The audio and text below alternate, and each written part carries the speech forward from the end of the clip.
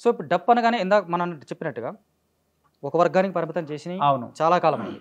నిజానికి ఈ ప్రపంచంలో డప్పే మొదటి సంగీత పరికరం. అవును. డప్పే మనిషికి మొదట వినోదాన్ని అందించినటువంటి సంగీత పరికరం, సాధనం. అలాంటి డప్పు మీ లైఫ్‌లోకి ఎలా వచ్చింది? ఎప్పుడొచ్చింది? ఇలాంటి డప్పు చిన్నప్పుడు మా ఊర్లో మేము మా తాత లేకపోతే మా తండ్రుల వారసత్వం నుంచి వచ్చింది ఈ డప్పు. మా ఊర్లో నాకు ఏడో ఏట 7 సంవత్సరాలు ఉన్నప్పుడు నా సంకన వచ్చింది ఈ డప్పు.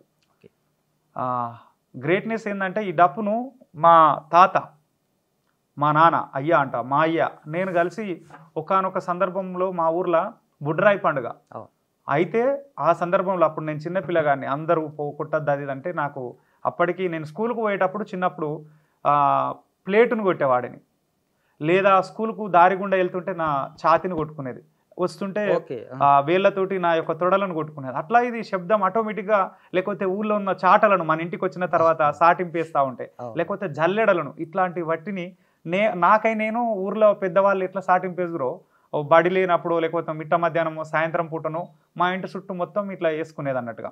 అట్లా అనుకోకుండా నా చిన్నప్పటి నుండే ఈ డప్పు నా జీవితంలోకి వచ్చింది. అంటే తాత, తండ్రి, మనమడు కలిసి వాయించినటువంటి ఘనత కూడా నాకు దక్కింది మా ఫ్యామిలీలో. అప్పటి నుండి ఇది నా ప్రస్తావన మొదలైందన్న. ఊర్లో నా చిన్నప్పుడు కూడా నేను సాటింపేసేది. ఎవరైనా ఊర్లోకి అధికారులు వచ్చినా, ఏమైనా మా సైడ్ ఏంటంటే డప్పులు, ఎప్పుడు మిరపకాయలు వచ్చినా, చీరలు వచ్చినా నన్ను పిలిచి స్పెషల్గా చేయించేది సాటింపు గ్రామ కూడళ్ళల్లో. అట్లా ఆటోమేటిక్గా దీని మీద కొంచెం చాటింపు వెళ్ళిపోయింది అన్న. అట్లా నాకు అవకాశాలు వచ్చినాయి ఊర్లుండి. ఒక రకంగా మీరు జర్నలిజం చదువుకున్నారు. అవును, జర్నలిజం చదువుకున్నారు. అయితే మనకి మొదటి జర్నలిస్టు, ప్రపంచంలో మొదటి జర్నలిస్టు అనగానే ఒక పలానా వ్యక్తి పేరు చెప్తారు, కానీ కాదు. వాస్తవానికి మొట్టమొదటి జర్నలిస్టు, ప్రజలకి సమాచారం చేరవేసిన మొట్టమొదటి జర్నలిస్టు డప్పు దండోరా వేసిన ఆయన, డప్పు కుట్టిన ఆయన, చాటింపు కుట్టిన ఆయన. అవును. సో మీకు మొదటే జర్నలిస్ట్గా మొదలై ఆ తర్వాత జర్నలిజం చదువుకున్నారు. అవునన్నా. చదువుకున్న తర్వాత జర్నలిస్ట్ అవుతాం మనం. మీరు జర్నలిస్ట్ అయ్యాకే చదువుకున్నారు దాన్ని అనుకోవచ్చు. అనుకోవచ్చు, ఆ రూపంలో కూడా అనుకోవచ్చు.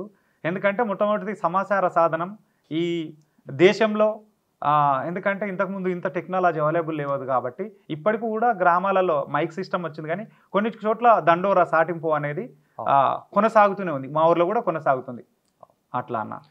సో ఇప్పుడు మీలో ఒక డప్పు కొట్టడం మీరు అన్నట్టుగా ఆకతాయిగా కొట్టుకోవడం వేరు, డప్పు కొట్టినా ఎట్లా కొట్టినా సరే ఊర్లో జనాలు మెప్పించడం వేరు. కానీ డప్పు ఒక కళ అని మిమ్మల్ని మొట్టమొదటిగా వీటిలో ఒక డప్పుకు సంబంధించినట్టు ఒక కళ ఉంది అని. డప్పు కొట్టడం ఇప్పుడు మీరు అన్నట్టుగా చాటింపు వేయడం ఇట్లా చాలా మంది చేస్తూ ఉంటారు. అట్లా కొట్టుకుంటూ వెళ్ళడం అనేది వేరు. ఒక సెక్షన్ ఆఫ్ పీపుల్కి పరిమితమైన దానిగా చూసారు. అది ఒక కులానికి ఖచ్చితంగా మాట్లాడుకుంటే ఒక కులానికి ఏదో అనుకున్నారు, రాజముద్ర వేసినారు. కానీ ఇది ఒక కళ. ఈ కళ మీలో ఉందని మొట్టమొదటి గుర్తించింది ఎవరు? ఈ కళ నా లోపల ఉందని మొట్టమొదటిగా గుర్తించింది మా నాన్ననే. సూపర్. మా నాన్న. ఆ తర్వాత ఇది గుర్తించడానికి కారణము మా నాన్న ఒక జనశక్తి పార్టీ నక్సలైట్ రూప్లో పనిచేయడం వల్ల అనుకోకుండా మా ఊరికి అరుణోదయ విమలక్క వాళ్ళు ఎట్లయితే ఇప్పుడు నా కొడుకుని నేను ఎత్తుకుంటున్నానో, వాళ్ళు చిన్నప్పటి నుండి అలాంటి భావాలతోటి పెరగడం వల్ల ఈ శబ్దం అనేది నాకు నా బాడీలో ఒక పార్ట్ అయిపోయింది. కాబట్టి చేస్తే మా వాడిని ఇట్లా తయారు చేసుకోవాలి, లేకపోతే వాడి ఇష్టం ఇట్లా ఉంటే అట్లా అనేది మా నాన్న కొంచెం నాకు ఎలాంటి రెస్ట్రిక్షన్స్ మా ఫ్యామిలీలో పెట్టలేదు. కాబట్టి కాబట్టి నేను ఇంత సక్సెస్ కాగలిగిన, ఇంత జీరో నుండి మొదలై ఇప్పుడు ఒక దేశంలో ఒక మంచి పేరు హీరో వరకు వెళ్ళినామంటే వాళ్ళ శ్రమ కూడా ఉన్నదన్న. అయితే ఇది డప్పును నేను ఇంత స్పెషలైజేషన్గా చేయడానికి కారణం ఒగ్గురవన్న. ఓకే, దానికంటే ముందు అన్న, మీ ఫాదర్ జనశక్తిలో పనిచేశారు? అవునన్న. అంటే అండర్ గ్రౌండ్లో పనిచేశారా, లేకపోతే? అండర్ గ్రౌండ్లో పనిచేశాడు, ప్లస్ మిలిటెంట్గా పనిచేశాడు. 2 రకాలుగా పనిచేశాడు మా నాన్న. మీది సిద్దిపేట ప్రాంతం. ఆ టైంలో అక్కడ ఈ సంబంధించినటువంటి రెవల్యూషనరీ థింగ్స్ చాలా ఉండేవి. ఒక జనశక్తిలో పనిచేస్తున్నారు అన్నప్పుడు ఖచ్చితంగా ఇంటికి సంబంధించిన నిర్బంధాలు ఉంటాయి, పోలీసులకు సంబంధించినటువంటి పోలీస్ యాక్షన్స్ ఉంటాయి. ఇవి ఎప్పుడైనా ఫేస్ చేశారా మీరు? చాలా సార్లు.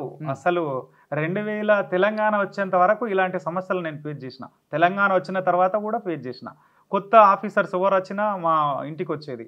కొత్త ఆఫీసర్స్ ఎస్ఐలు సిఐలు ఎవరు వచ్చినా వాళ్ళని తీసుకురావాలంటే, చిన్న ఎగ్జాంపుల్ అన్న, ఒకనొక సందర్భంలో మా నాన్న వేరే ఊరు వెళ్ళిండు చుట్టాల దగ్గరికి. వెళ్తే మా ఇంటికి వచ్చి గబారా చేసారు. నేనేమో పొలం పని మీద కొత్త సైకిల్ నేర్చుకున్నా, మా పొలం పని చేస్తున్నా. చేస్తే నాకు చికాగా అనిపించింది, చాలా బాధ అనిపించింది. అదే బురద బట్టలతోటి పోలీస్ స్టేషన్ పోయినా, ఎందుకు మమ్మల్ని హింస పెడుతున్నారు, ఇట్లా పెట్టాల్సిన అవసరం ఏముంది అని.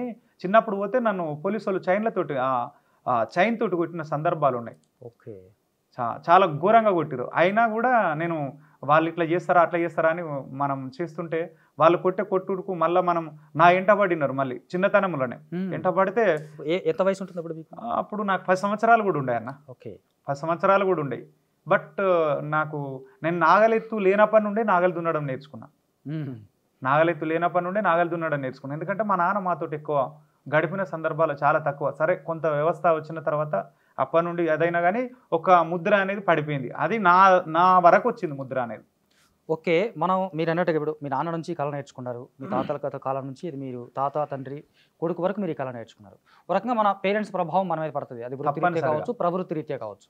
మరి మీకు ఎప్పుడు అనిపించలేదా నాన్న రూట్లో జనశక్తిలోకి వెళ్ళాలని, లేదా ఆ రూట్లోకి వెళ్ళాలని ఎప్పుడు అనిపించలేదు? చాలా సార్లు అనిపించింది. అరే నిర్బంధాలు కూడా ఎదుర్కొన్నాను అంటున్నారు, పోలీస్ దెబ్బల ముందే చూశానంటున్నారు.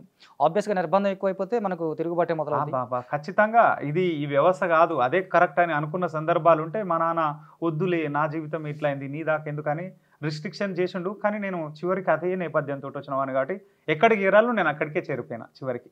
అంటే నేను ఏ సంస్థలకి వెళ్ళితే మా నాన్న వచ్చినాడో ఆ సంస్థకు నేను మళ్ళీ వెళ్ళిపోయినా, కళాకారుడిగా వెళ్ళిన. నేను అజ్ఞాత జీవితం ఏం గడపలేదు. ఒక ప్రజా ఉద్యమాలను చైతన్యం ప్రజల కోసం పనిచేసేవాడిగా ఒక కళాకారుడిగా నేను అదే రూట్లో వెళ్ళడం జరిగింది. ఓకే. ఆయనేమో అండర్ గ్రౌండ్లో ఉంటూ ప్రజల కోసం పనిచేశారు, మీరు ఫోర్ గ్రౌండ్లో ఉంటూ ప్రజల్ని చైతన్యపరిచే కార్యక్రమంలో భాగంగా మీరు ఉన్నారు. అవును. సో ఆ తర్వాత మీ ప్రస్థానం అంటే డప్పు ఎప్పుడైతే మీరు ఇప్పుడు మీ ఫాదర్ అన్నారు, జనశక్తిలో మీకు ఎలాంటి రిసీవ్ జరిగింది? అంటే మనకు మామూలుగా కమ్యూనిస్టు విప్లవ గ్రూపులు ఏదైనా సరే కళాకారులు అనగానే ఒక మంచి ట్రైనింగ్ ఇవ్వడము, సమాజాన్ని నేర్పడము ఇవి చేస్తూ ఉంటారు. అంటే అతను దేంట్లో అయితే ఒక పాటగాడైతే పాటలో తర్ఫీ ఇవ్వడం, ట్రైనింగ్ ఇవ్వడం, కొంచెం మెలకువలు నేర్పించడము, సమాజాన్ని కూడా అట్ ద సేమ్ టైం సమాజాన్ని కూడా చెప్పడం, మీకు అలా జనశక్తిలో ఎలాంటి జరిగింది? అరుణోదయలో విమలక్క వాళ్ళు కొంతమంది రైటర్స్ తీసుకొచ్చి వర్క్ షాప్స్ మనం ఎట్లా రాయాలనేది. అంటే నాకు ఎప్పుడు నేను ఉస్మానియా యూనివర్సిటీకి రావడానికి ప్రధానంగా దర్వు కళా బృందం కారణం అన్న. నా పుట్టుక అరుణోదయ కావచ్చు, బట్ కానీ యూనివర్సిటీలో చదవాలి అన్న కసిని నిరూపించింది మాత్రం దర్వు కళా బృందం. వీళ్ళు కూడా అంతే. ఇప్పుడు దరువు ఎల్లన్న, దరువు అంజన్న, డాక్టర్ పృథ్వీరాజ్ యాదవ్ అన్న, వీళ్ళకి పరిచయం చేసింది మా ప్రాంతం నుండి మా రిలేషన్లో ఒక బావ అవుతాడు. మా పెద్దనాన్న బిడ్డని చేసుకోవడం వల్ల ఆయన నన్ను కొంచెం ఎంకరేజ్ చేసి వీడు రూట్ సపరేట్ అని వీళ్ళని పరిచయం చేయించి అట్లా నేను యూనివర్సిటీకి రాగలిగిన. ఆయన పేరు డి శ్యామ్ సుందర్, దుబ్బాక్ శ్యామ్ సుందరు మా బావగారు. ఇట్లా వీళ్ళని పరిచయం చేసిండు. అంతకంటే ముందు కూడా లోకల్లో ఎంత స్కిల్ ఉన్నా కానీ కొంత లోకల్లో కొంతమంది కళాకారులు ఉంటారు గుర్తించాలంటే కూడా. అట్లా చీకోడు నరసింహులన్న, దోశల అనిల్ మామ కొంచెం నేను డప్పును చేస్తూ ఉంటే చిన్న మెలకువలు నేర్పించేది దోశల అనిల్ కుమార్. ఆ తర్వాత రామారావు, తుమ్మలెల్లమన్న, బాబు అన్న, పద్మనాభునిపల్లె శ్రీనివాస్ అన్న, వీళ్ళు ఇట్లా మా పక్కన ఉన్న సాయి అన్న, అట్లాంటి వీళ్ళు నేర్పించేది నాకు. అంటే ఈ వాయిద్యాల తబల కూడా భజన పాటలకు నేను చాలా అద్భుతంగా వాయించేది మా ఊళ్ళో. తబలా, తాళం, ఈ జానపదానికి సంబంధించిన ప్రతి వాయిద్యాన్ని నేను అలవోకగా వాయించగలను ఇప్పటికి కూడా.